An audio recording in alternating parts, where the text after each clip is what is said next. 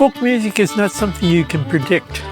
You just have to stay tuned to it. For a long time, Minneapolis in particular was a hotbed of bluegrass banjo. There was many bluegrass bands that sprang up around here. Now everybody wants to play old-time banjo or clawhammer style. So all the young players are looking at clawhammer style.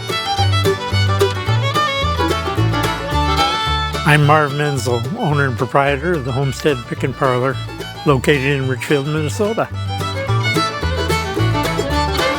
I can only remember it was November of 1979. We didn't keep track of the date. We were in here working on the facility, making the place comfortable for customers, and customers started walking in, so we accommodated them. Thank you. Meeting the people like Jerry, Jan, Pop Wagner, Dakota Dave Hall, Peter Ostroushko, you know, the richness we have in Minnesota of folk music personalities. And in 45 years, it's a blur in many cases. I'm Ellen Stanley, and I am a publicist, musician, radio DJ, and all-around music fan.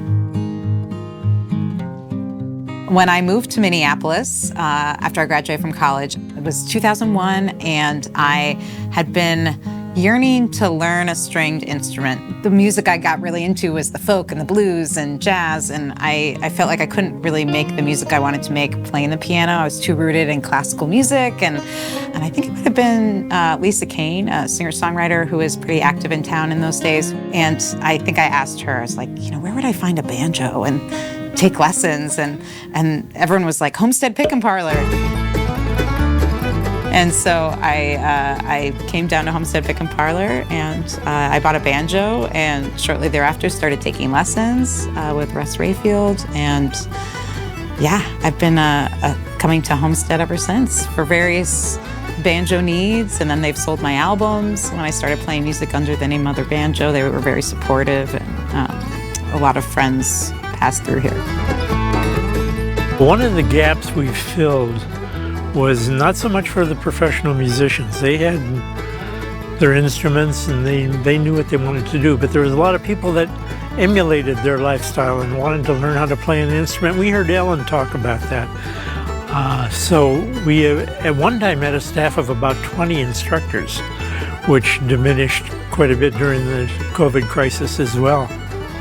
And we now have 2 instructors that are active, and we think it's a big part of this kind of music, people making their own.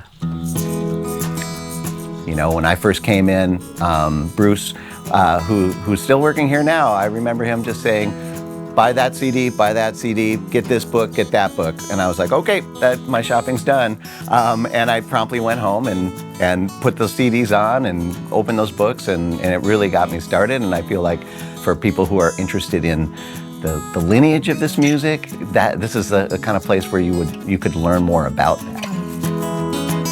My name is Anthony Ihrig, and I am a musician and a private music instructor in Minneapolis.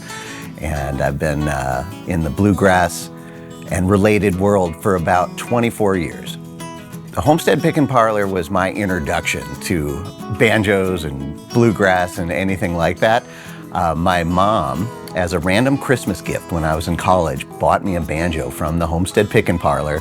I was going to school out of state, and I came home for Christmas, and here was this instrument that I had never played or even really heard much of at all. And ultimately, I ended up taking my first banjo lessons here at the Homestead Pickin Parlor. I even brought some handwritten tab that was part of my first couple lessons that I had right here, and you can see the Homestead word mark there, and it was with a world-class banjo player named Brian Fessler, who has done a lot of things in a lot of different places over the country, toured professionally and all that stuff.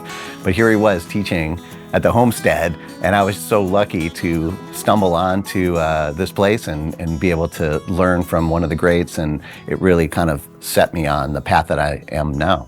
Right away, I mean, I learned all the sort of banjo-y things that you learn, how to do rolls and clawhammer and old fiddle tunes on the banjo, but really I wanted to accompany myself, so I learned, John Prine tunes and old gospel tunes, and I wanted to sing, and so pretty early on, I remember bringing something I'd been working on, which is kind of this weird hybrid of three-finger style and clawhammer that I was kind of developing. I kind of sheepishly brought it to Russ. I was like, this is something I've been working on. And I was like, I know it's not really a style. It's just what I've been doing. And he's like, that's great. You've made up your own style. That means you're really playing the banjo. As our teaching space contracted and the number of teachers contracted, other teachers have started teaching, like Anthony that we heard from. He's got quite a cast of students these days, and he's very influential in new people learning the banjo. And there's others around the city that are teaching folk music. We don't see them as competitors, we see them as partners. When I discovered bluegrass and old-time music and these jams that would happen here at the Homestead, and people would just get together and play music and help each other out. All the bands are friends. It wasn't a competition like it could be in other genres. I was like, I'm home. What I realized is what I loved about that was the community. We started jams very early after we opened.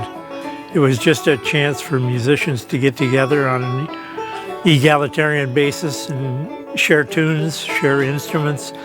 You'd have airline pilots playing next to bricklayers, and nobody cared or knew what anybody did except make wonderful music.